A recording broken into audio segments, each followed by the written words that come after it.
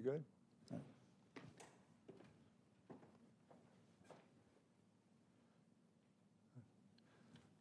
Good afternoon.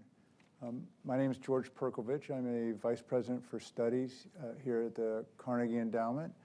It's my pleasure to welcome those of you in the room and those of you online.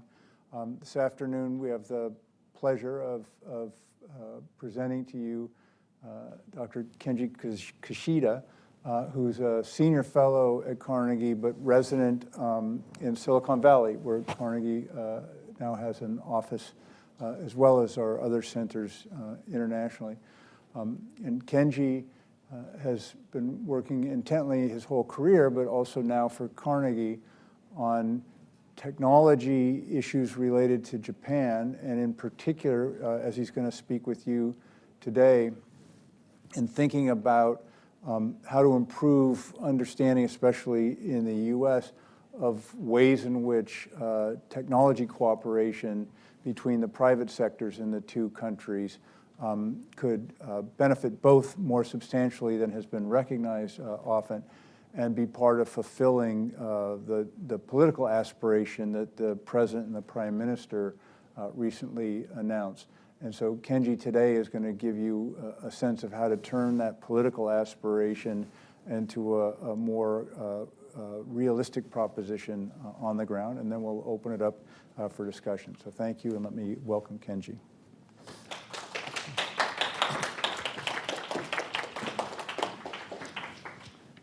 Thank you, everybody. Thank you for your wonderful introduction, George. Welcome to the new and refurbished Carnegie. This is wonderful. Last time I was here, it was a construction site. Now it's nice. So those of you online, it's also nice to show up in person. Those of you who are in person, welcome. I flew in from California. I didn't realize I'd bring so much warm weather with me.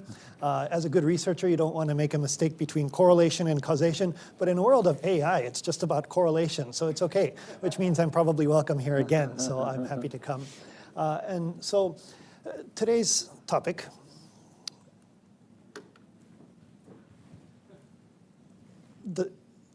there we go, which is why U.S. Japan collaborations need Silicon Valley. It may sound self-serving because I'm in Silicon Valley, but actually I realized, especially after a few conversations here, directly in different circles, that so I originally came from Japan, moved to Silicon Valley, different country. I came from Silicon Valley and then have conversations over here. The distance is pretty big, not just physical distance, but how people think about things and approach issues. So I realized that one of the big conversation openers that this new Japan program at Carnegie that I'm spearheading should focus on is a reframing of a lot of existing issues, bringing to bear several interesting cutting-edge developments that are not obvious sitting here. The flip side, of course, is that sitting out in Silicon Valley, a lot of things that are happening here aren't so obvious. So a real bridge builder. That's part of what we are. So, of course, technology collaboration is a core pillar of the U.S.-Japan relationship. It's been articulated many different places, many different venues, a lot of different government-to-government talks, 1.5 level talks, many things going on. But what does this really mean? What do tech collaborations actually look like? And so just re-examine your mental model of this. Are you thinking of scientists in lab coats working with each other? Are you thinking of big businesses? How does that actually look like? So one thing that I was struck as an outsider to a lot of these policy discussions was that a lot of the high-level policy discussions often lack knowledge of the details. And that leads to the need for a new framing of what some of these collaborations look like.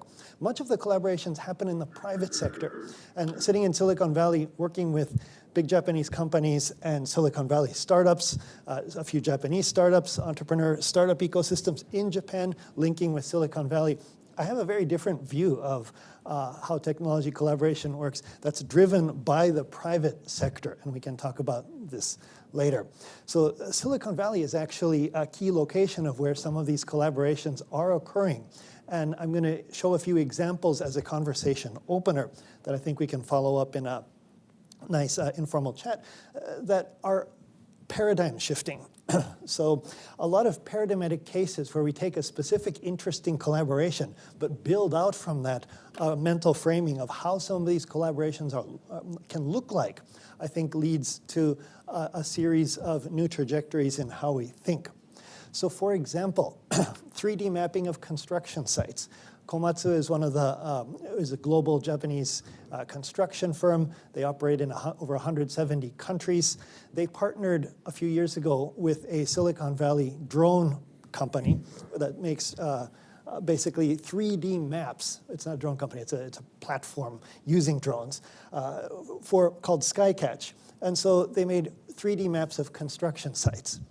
And then now, a few years later, over 25,000 construction sites worldwide have this kind of collaboration. Komatsu makes the heavy equipment.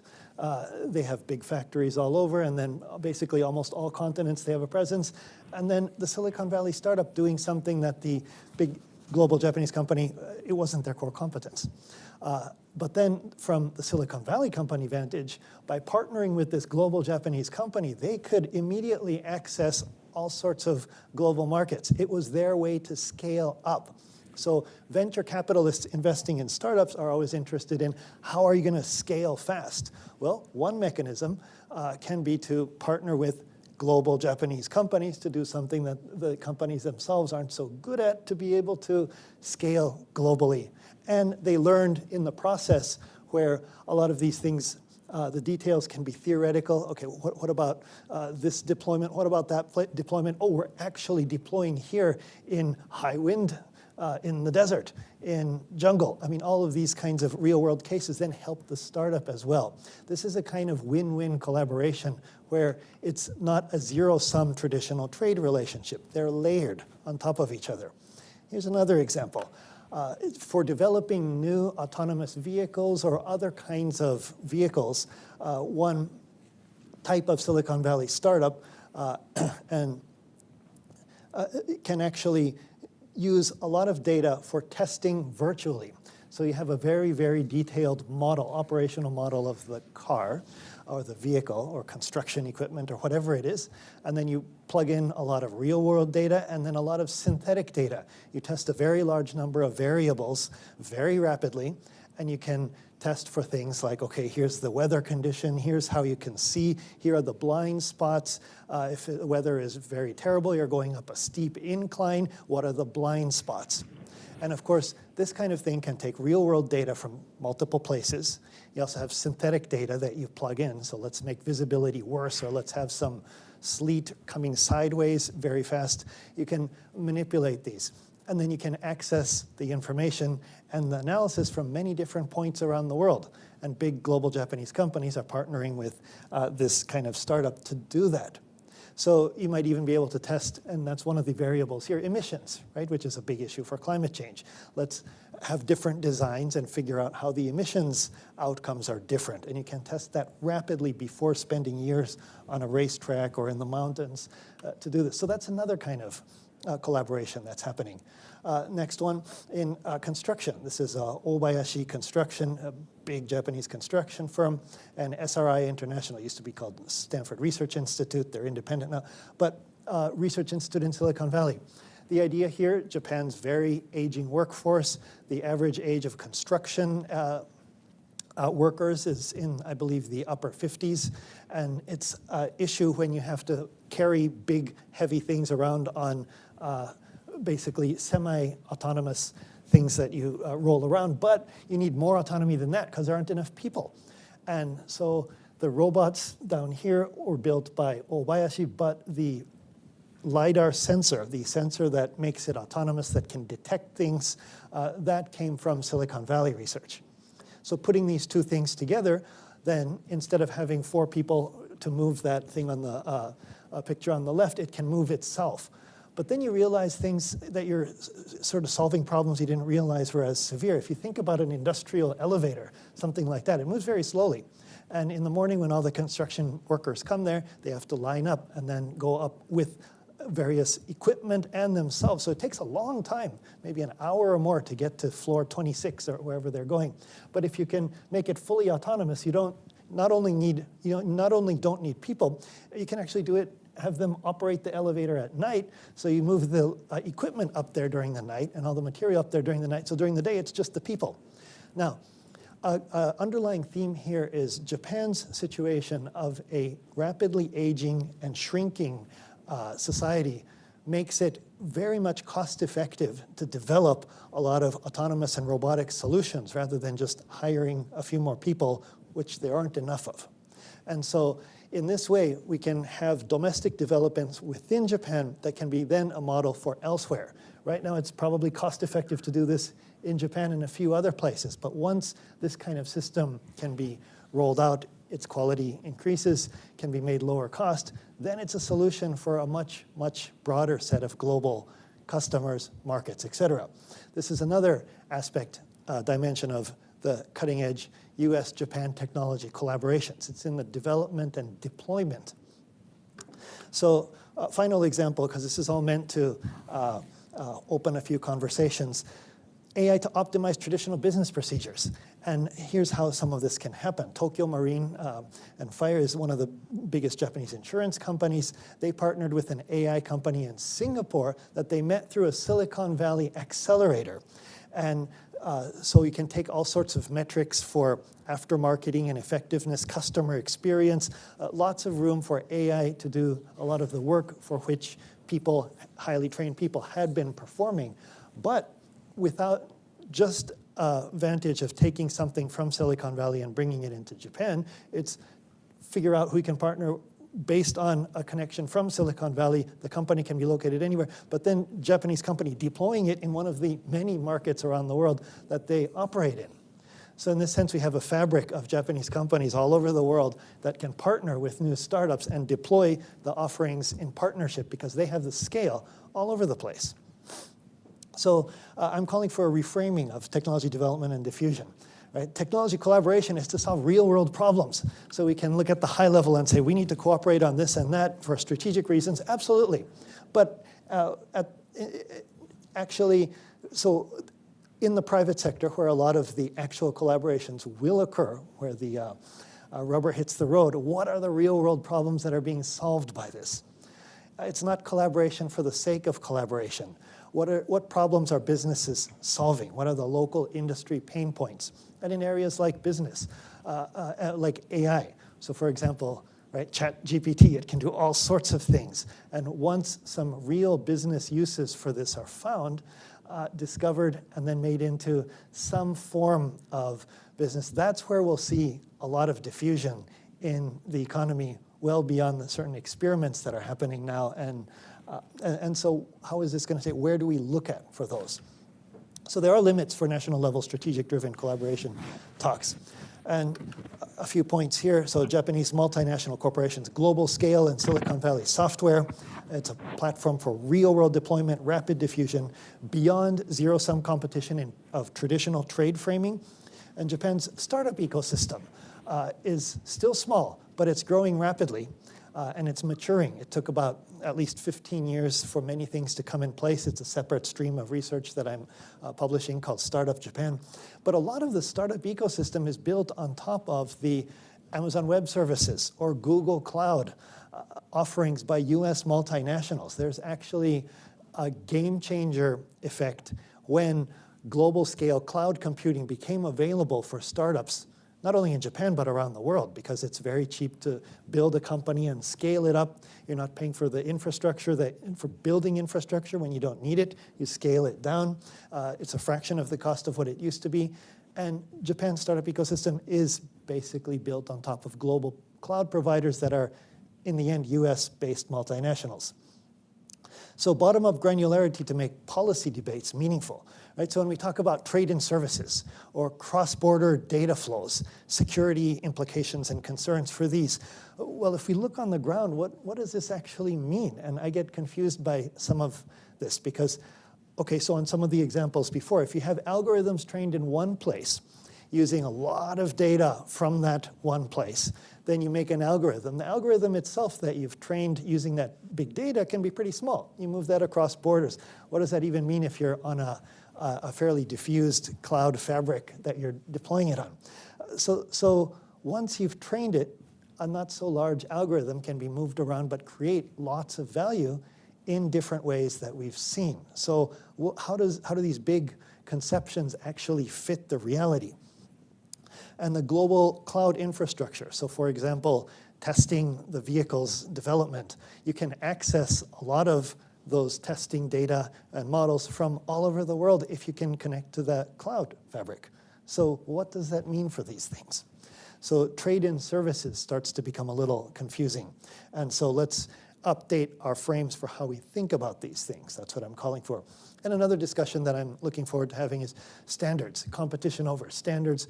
Well, which standards matter in creating value? There are a lot of standards and there are alphabet soup of standards out there, and there can be competition between, for example, China has a lot of standards that they're putting a lot of people behind to create new standards or amend them, define them, but are those the ones that are commercially valuable?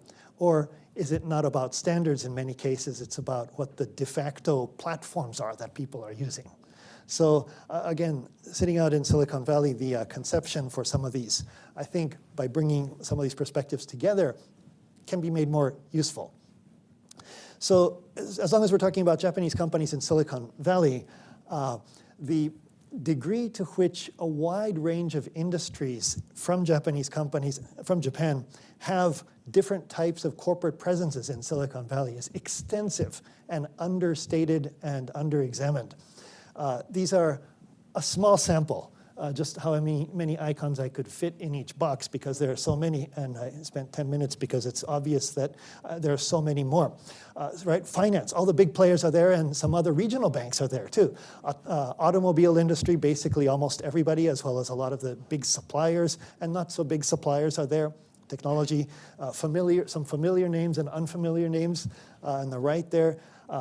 Trading companies, of course, have a presence there. And then all these other sectors, even Japan Post for logistics, right? The post office, airlines, gas companies, even though they're local gas companies like Osaka Gas, natural gas for heating and things like that, they're there.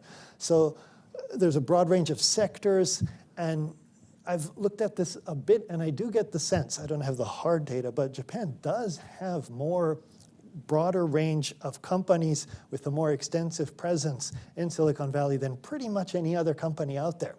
This is a topic for a separate set of sessions here, but some are doing investments. They build their own corporate venture capital. Others invest into venture capital funds who do the investing, but they're strategic in trying to figure out what startups they can partner with, not just financial returns. Others are sort of innovation outposts.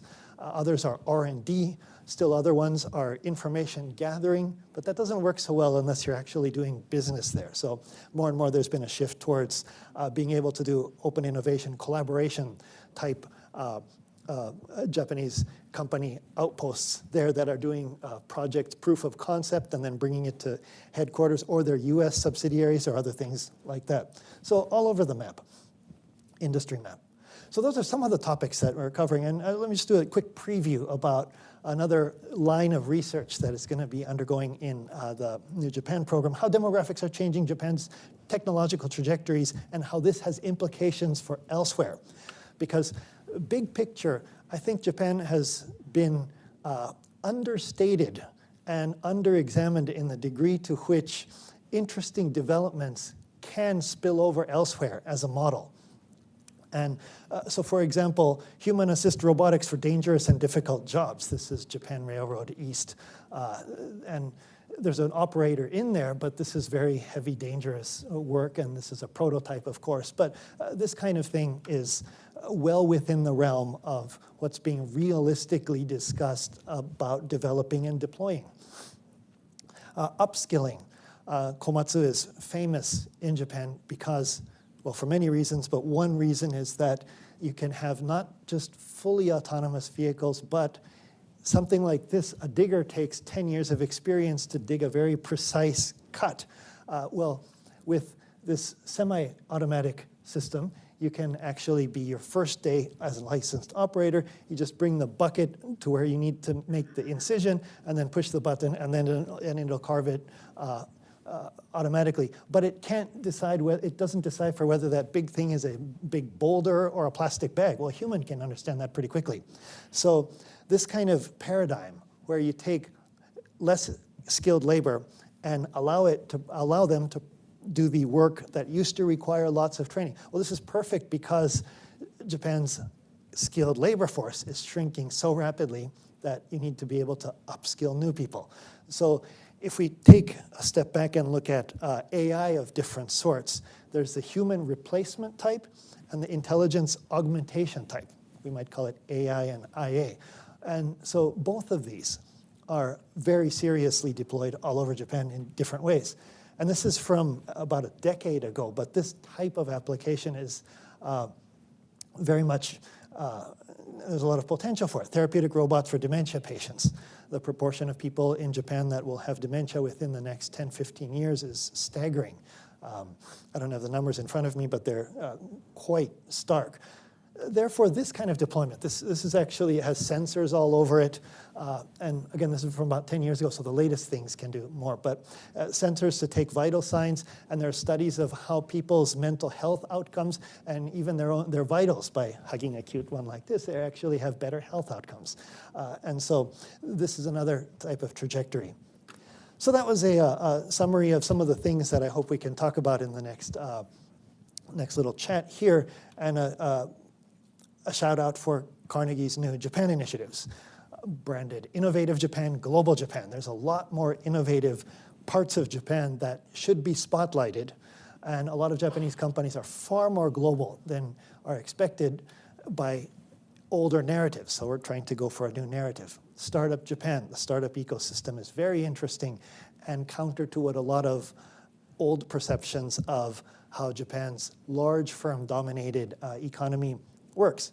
And out in Silicon Valley, I'm running a partnership between a lot of Japanese companies that are out there on innovation. It's called the Japan Silicon Valley Innovation Initiative, closed roundtables on how they can better harness Silicon Valley and how they can work for change within their own big organizational structures, because some of these innovation outposts do have trouble getting traction in the big the main parts of the company doing existing large-scale business. So those are some of the things that are happening there. So that's enough for me in this first section, and I hope to start our good conversation. So I'll invite George up to the chair. If anybody else wants coffee, grab some. This is kind of my witching hour when I'm old, I need a nap, so I drink coffee, so, but help yourself. Well, Kenji, there are so many things in what you said that I found super interesting and would want to explore. So it's very exciting what you're doing. And I, been working in Washington for years and mostly on national security issues, nuclear policy, China and stuff. And so I see I see what you mean about the different framework and narrative that a lot of us, especially in Washington, have been carrying for these decades. And it's a very different story than the one you're talking about. So I applaud that you're doing that. And I want to ask a couple of questions to follow. Part of when I was listening to you and you were describing the business collaborations and all of the Japanese entities that have outposts in Silicon Valley and stuff, and partly I was thinking, how much of the challenge now is the thing, if government got out of the way, the private sector would do fine, and the related question would be, okay, then what can or should one or both governments do to facilitate that private collaboration that you're talking about? What are the kind of things they could do? And then the third part of the question would be, what are the kinds of things that they'll be tempted to do that would mess it up? Yeah, thanks for those very easy questions. So I think, so the first part of what I just talked about was, so here's the problem. And part of what you're asking is, so what do we do about it? And I think one of the conceptions here that can get confusing for all sides is the role of government. Should it step back in order to allow private sector to do its thing, or should it step in further to make clarity for various issues? So, for example, that training, the example of the training of new vehicle development, whose data can be used where and how do you do it? I don't think there's a lot of clarity about where that fits in these big strategic pushes for where is the competition with China aspect on that. Can you use that in China? Well, probably not, but elsewhere. And part of the solution that I think needs to happen is different parts of government making the big strategies, talking to the companies that are on the front lines doing this to ask, are there ways that we can get out of the way? Are there other ways where we can actually step in to provide clearer rules, a clarity about what we're happy about, what we're less happy about, rather than big pronouncements that can get people nervous. And so, yeah, the overall conception there. So I do think in concrete steps, the U.S. Japan 2x2 dialogues where different ministries talk to their counterparts, or track 1.5 dialogues where there are some other people from think tanks and some private sector. I think something needs to be curated where we get the most interesting cutting edge development sections of the companies themselves, because these are big companies, and people who are optimized for working the existing Washington circle are not necessarily the same, are usually not the same people in the same company. So they know the levers here, but they don't necessarily know what exactly is happening on the ground in a way that would be useful here. So some of this should happen within companies more, a recognition of that. And I do think there's a role for third parties, such as ourselves, that are sitting on the outside of both, to understand the situation, to be able to feed multiple sides. In this case, it'd be the U.S. government, Japanese businesses, U.S. different kinds of businesses, Japanese government, with basically cases like this, saying, here's what's happening on the ground, here are some paradigmatic cases, take what you will and interpret it, and let's follow up and talk about it. This is, I think, a case where if we get pulled into the big strategic dialogues, that's fine, but there needs to be something else here where we're talking about the concrete issues and how that feeds into it. So given that I don't understand Washington that well, I think that's... Well, that's what I was going to follow up, because you had it was a very good picture of Joe Biden and Prime Minister Kishida, I think, and in their recent meeting, and talking about how they really want to promote technological cooperation between the two countries. And a very similar thing happens with U.S. presidents and the Indian Prime Minister, for example. And then you follow up and talk to people actually in business, and they can give you a long list of both countries' policies that inhibit that, whether it's data flows, visa challenges, all of these kind of things. So it's the gap between the high-level aspiration and on-the-ground reality is often quite large. So when you were talking with policymakers the last few days here, like, to what extent do you feel like what's driving the interest that's expressed by the president is actual kind of like business and making things and selling things, and how much of it is geopolitics having a lot to do with China and balance of power politics? Do you get a sense of the foci? Yeah, I feel there is this disconnect that does exist. There's the big geopolitics, strategic considerations, very, very important issues.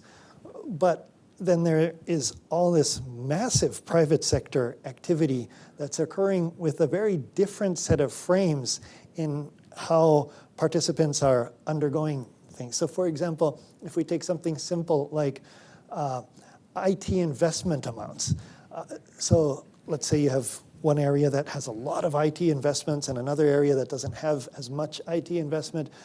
Well, if we think about it, IT investment that's large doesn't necessarily mean it's good. Some of the most effective IT investment can be fairly small. So is size a metric? Whereas some other traditional measures, yes, size matters a great deal in terms of how much you're going to invest into physical infrastructure for underwater sea cables or things like this. And so some of this reframing, that the only way I see how it can be built up is to present a lot of, and I mean, if you wade through Silicon Valley and Japanese companies, there's so many very, very interesting collaboration cases that are paradigm shifters. And so if some of this paradigm shifting can be fed up into, at the big level, we have the big handshake. We are aligned well. President and Prime Minister agree to move forward. The ministers have a regular convening of talks, and that's fine. And then what's the next level? And how does that next level then feed up to that? Where we, on the one hand, we have very established big business delegations to pull the existing levers to make sure that things are going well and continue to going well. But those main levers, in addition to those, there's all this other action that's value creation in these cutting edge areas that also needs to be looked at. Well, it's funny, I was just going to ask you something about that, and some of it relates to the slide that you had that listed all the Japanese companies by sector. Not that you listed all of them, but it listed many companies by sector. And I was wondering, is there an aggregator of that in, for example, Silicon Valley or maybe Austin or Cambridge, different tech centers here, where there's somebody aggregating which are the Japanese enterprises that are engaged in what sector? I know this is, again, a challenge with other countries. Just if you wanted to do business, would you know how and who's here? Is that, thank you. Is that being done, or is that being talked about? Because for the big companies, you don't need it. They've got their trade reps, they got the Chamber of Commerce, all that stuff. But at this level, is anything like that being done to aggregate?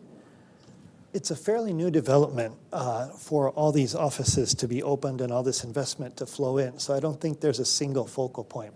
There are multiple smaller deployments of associations. There's a local Chamber of Commerce. There's some other local groups. There's some commercial groups, and then voluntary groups. Others, such as venture capital funds that specialize in getting Japanese large companies as their investors to invest into the startup ecosystem. And there are multiple actors like this. And I think that's a great point. I think the next step is to have fairly neutral, larger convening areas to figure out what and pull up some of the pain points they have. What are some of the issues? Because this happens in the other direction too, when big American companies or international companies, when they're trying to get into the Japanese market, they have common interests. But once they get inside Japan, their political interests could be the opposite. Some want one thing to happen, but others want the other direction.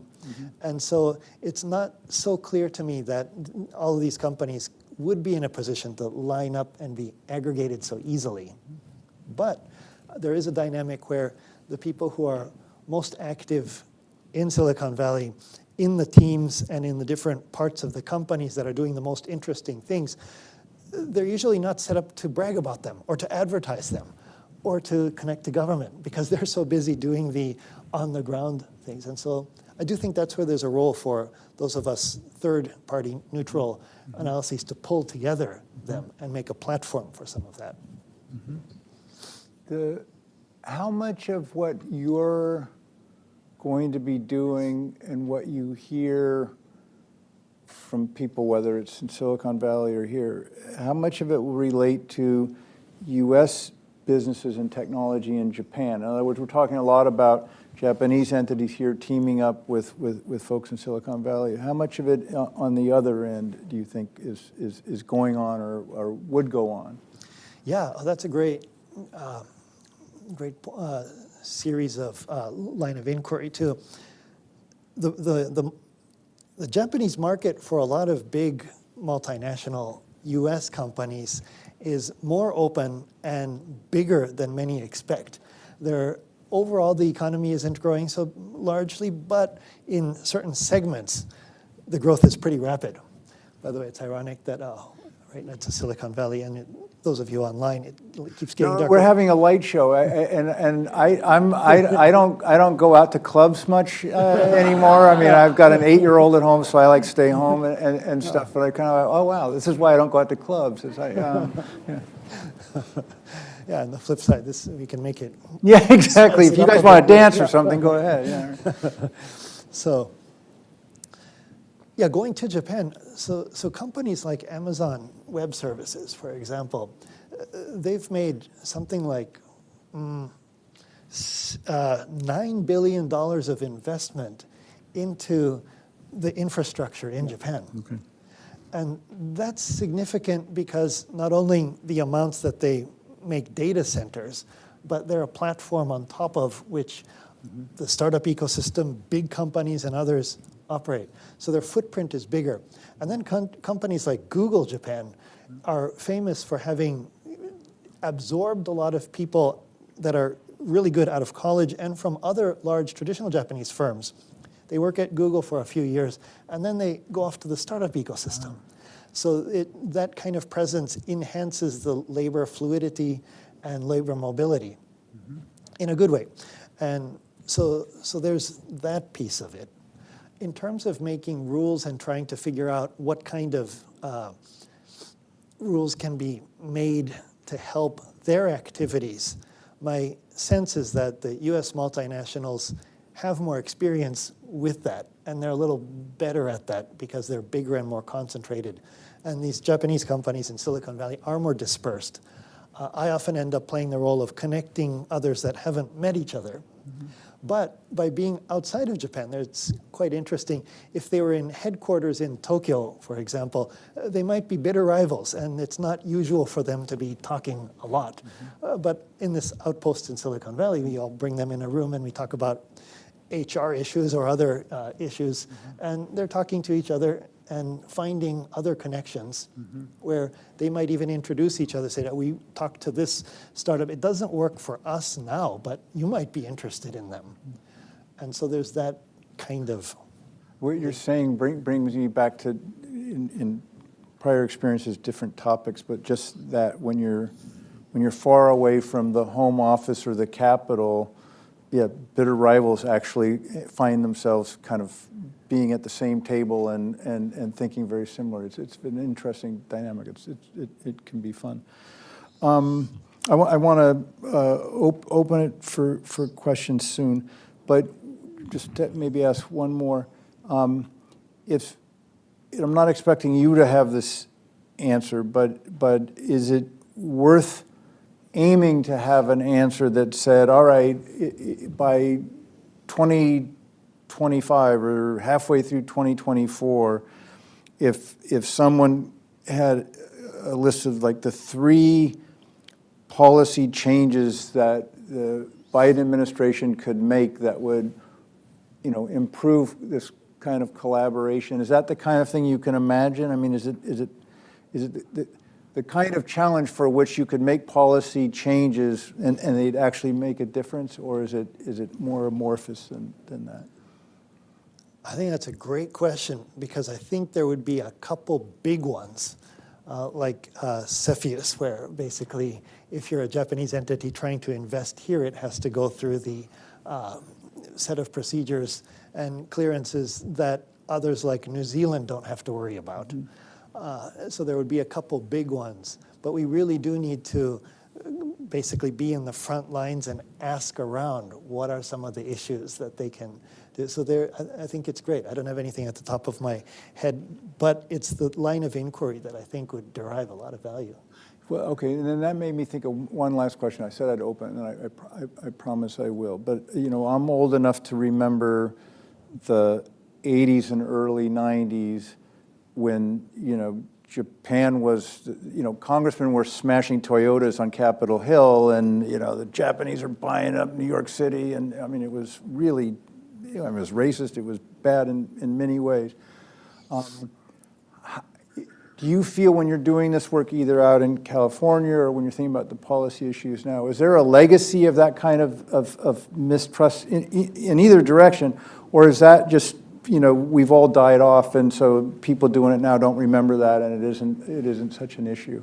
I'm glad you raised that, yeah.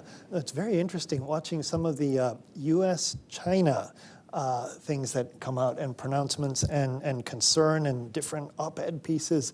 I think, oh, I've seen this before. Very familiar. But it's just a different country name. Now, interestingly, there's roughly 0% of that I see out there.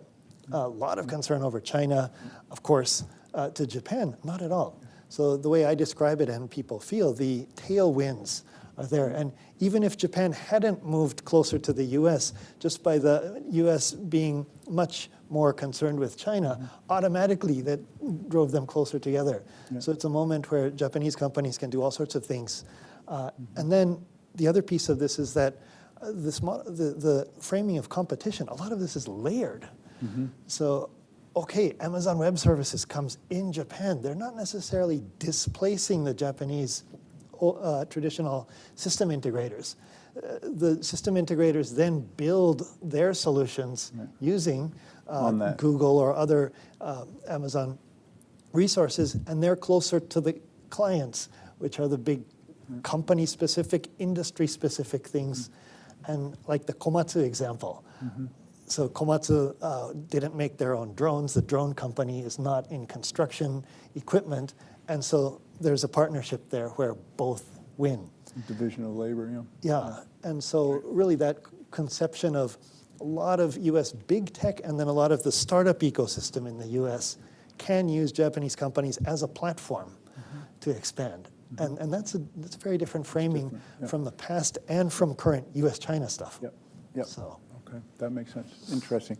All right, I'm gonna ask a couple of questions that we got online, and then, but if you here have questions, like catch my eye, Mike. I gotta say, it's a great mustache. So I can easily remember you. All right. So this one from online.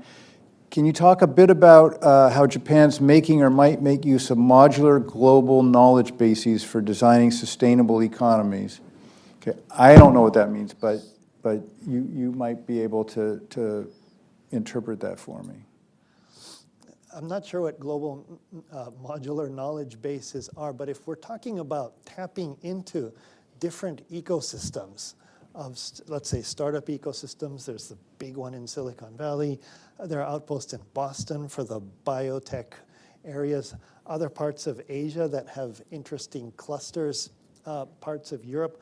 A lot of the big Japanese companies that have significant presence in Silicon Valley, when you look at their whole open innovation strategy, they have offices in different places. There's more resources in Silicon Valley. Startup ecosystem is by far the biggest in Silicon Valley, but they're looking in Israel for sensors and other things. So there is a lot of that.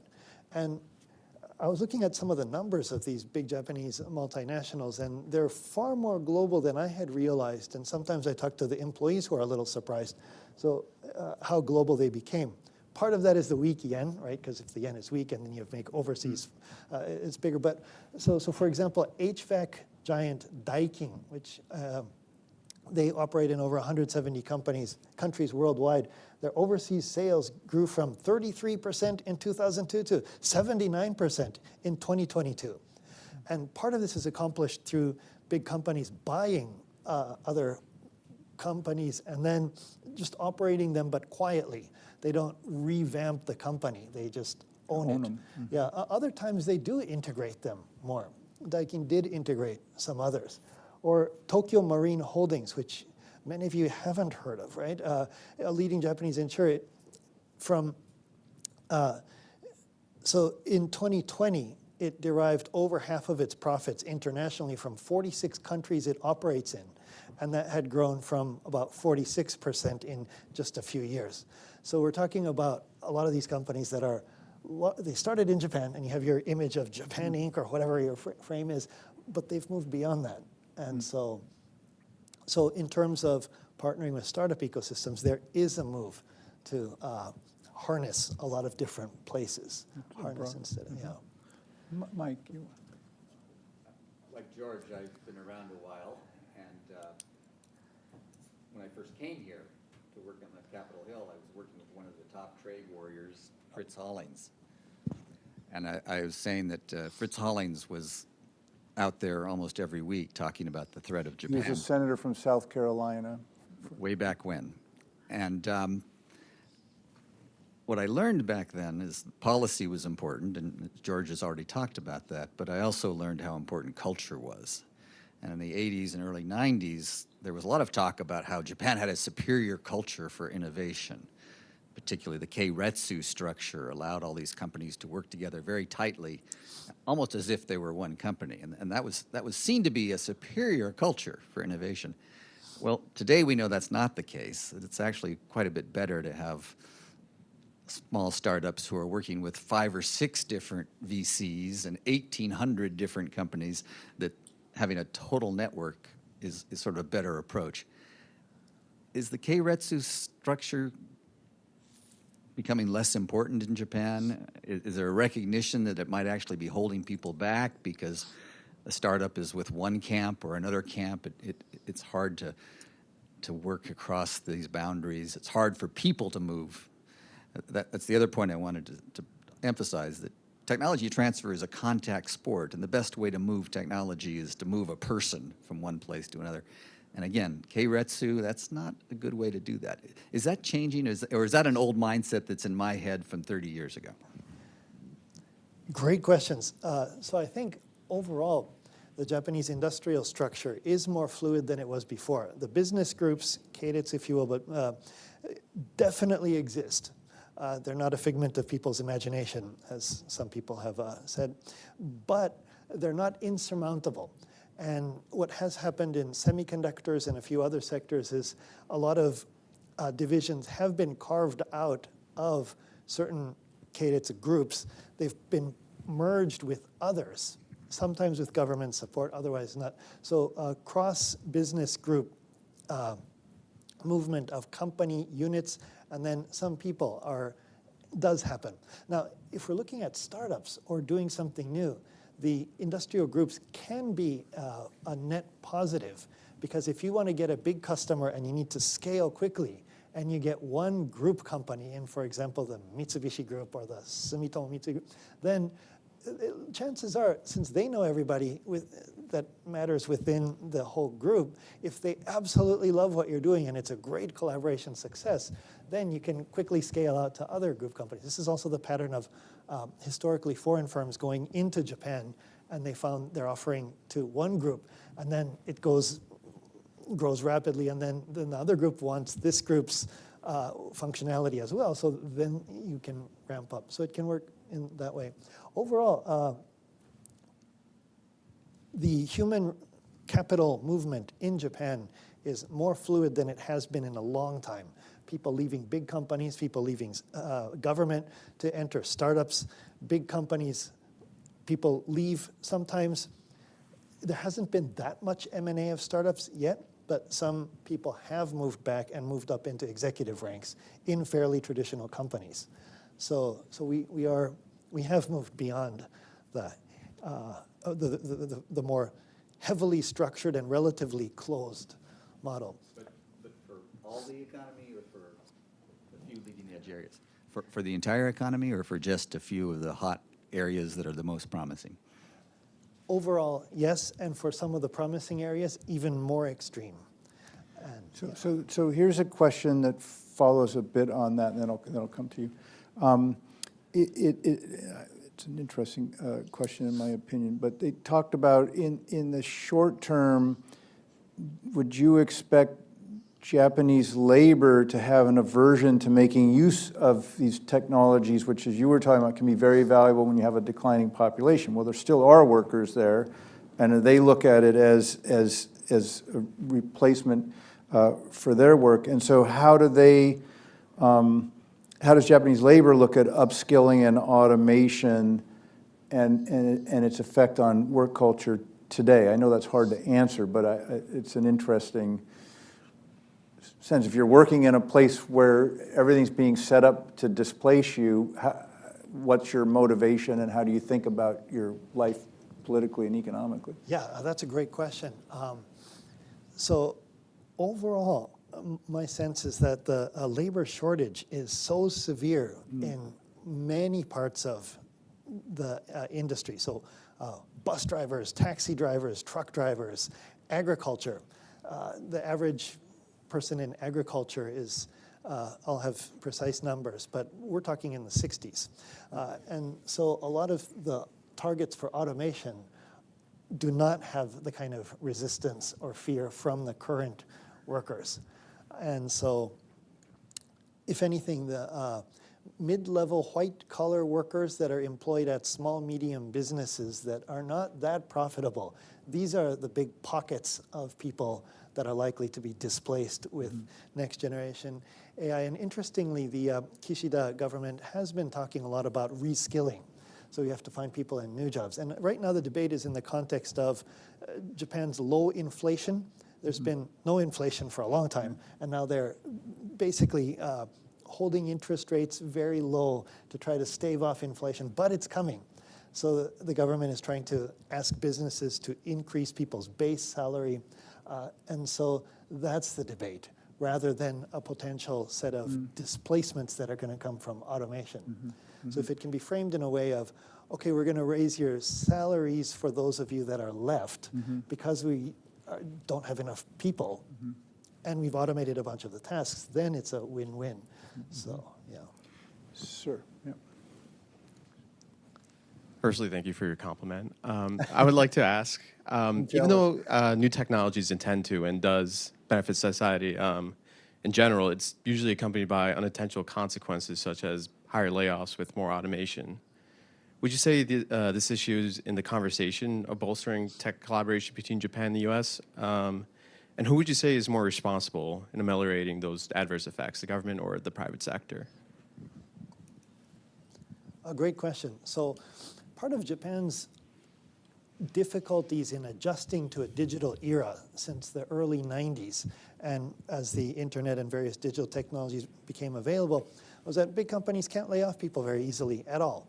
And basically, layoffs are very, very culturally painful, and the laws are quite strict about the conditions in which you can release people.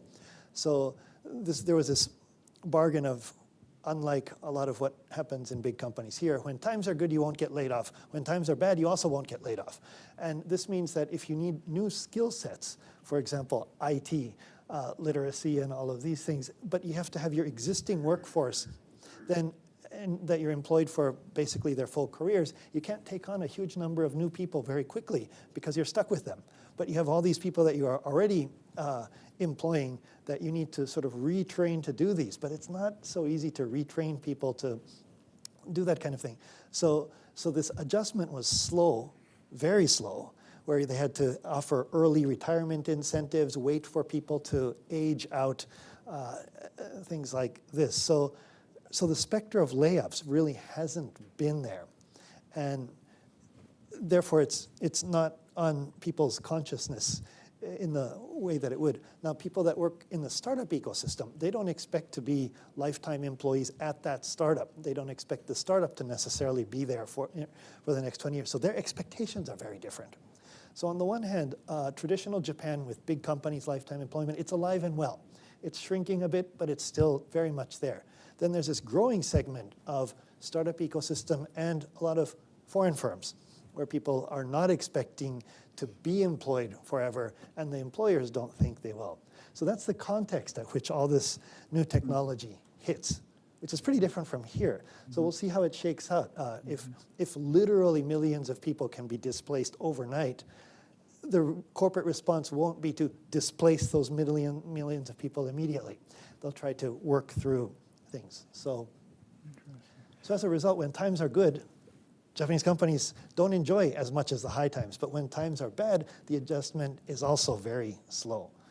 So, yeah. Great. I'm gonna take you first because we haven't had any women comment yet. I can't tell on the online thing, but I could guess. Okay. But I'll take it.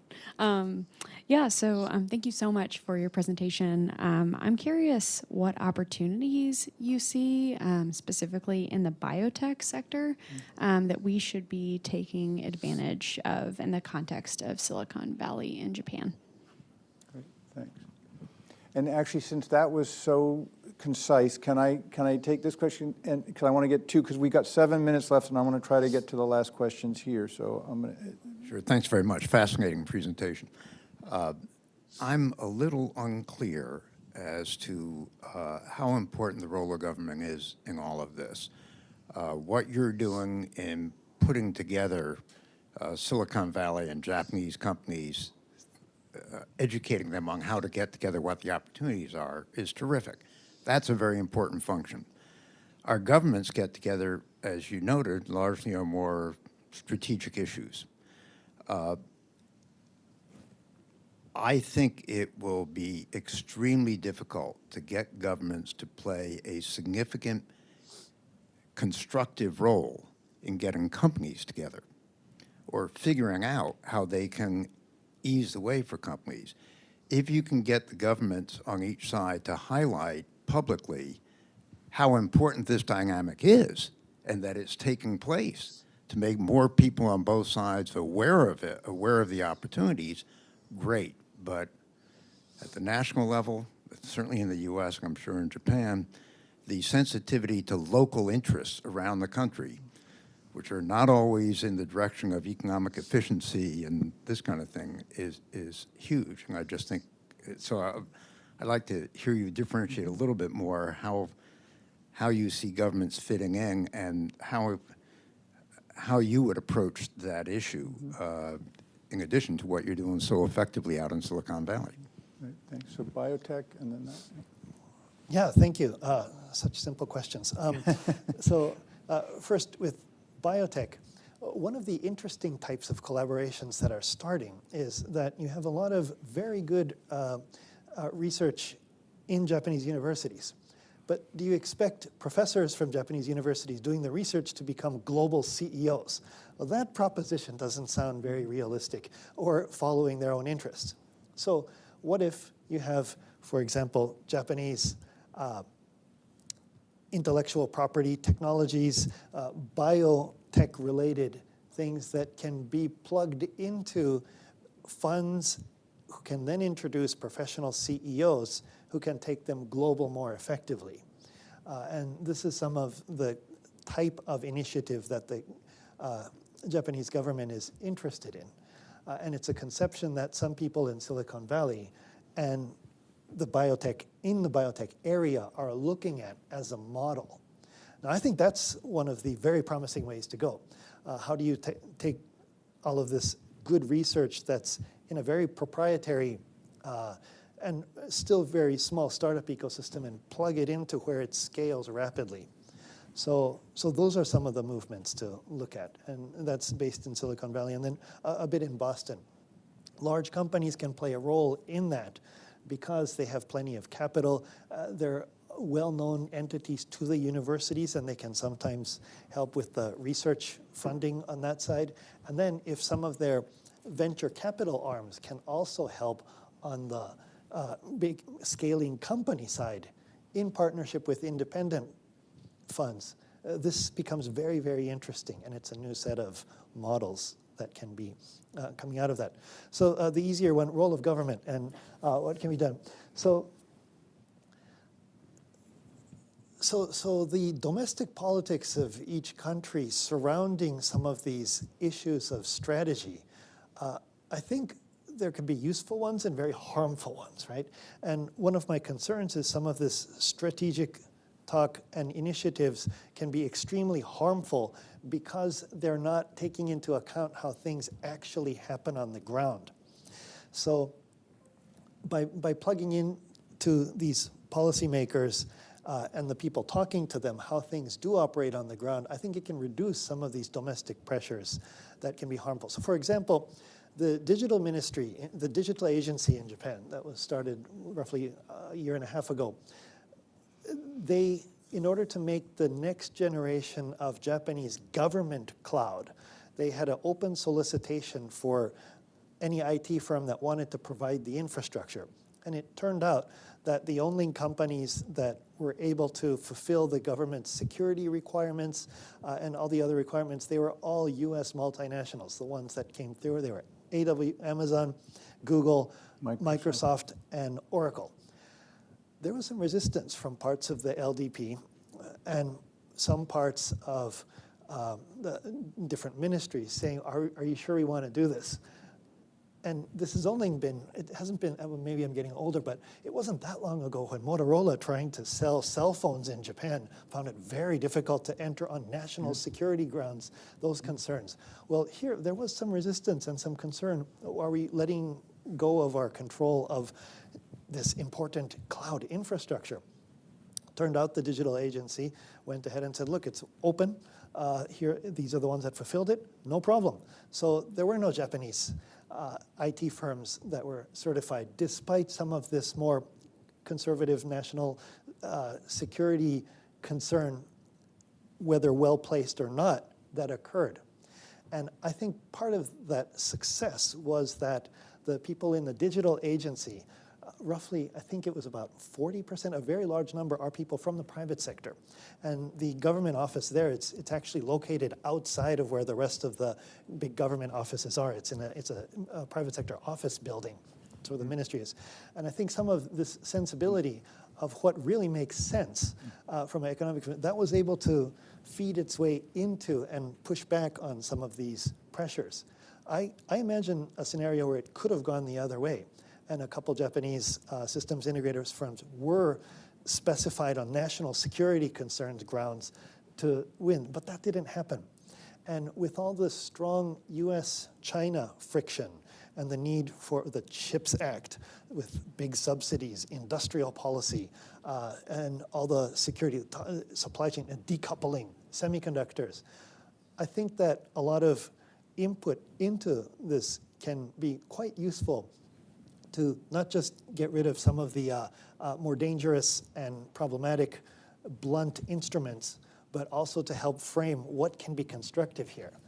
So again, to your easy question, I mean, that's where I see that. Well, we've come to the end of the allotted time, and so I apologize to the people who had excellent questions online that we didn't get to, but I hope you agree that this is emblematic of how interesting the line of work is that you're doing. These were all great questions. They're very interesting issues. So as someone from Carnegie, I'm so glad that we have you in this project and the whole enterprise. And I want to thank you all for coming and just say then stay tuned, because these are the kinds of issues that Kenji and colleagues are going to be exploring, and clearly they're very interesting and important. So thank all of you, and thank you, Kenji. Thank you so much.